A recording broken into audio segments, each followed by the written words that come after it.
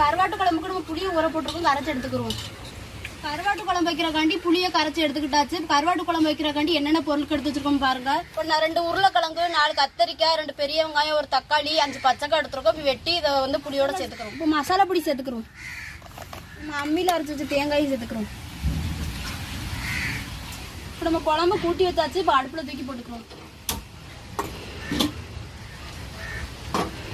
நம்மளுக்கு குழம்பு கொதிச்சிருச்சு. நம்ம கருவாட்டை போட்டுக்கிறோம். தேவையான அளவுக்கு உப்பு போட்டுக்கிறோம். நம்மளுக்கு குழம்பு வத்திருச்சு. நம்ம இறக்கி வச்சு தாளிச்சுக்கிறோம்.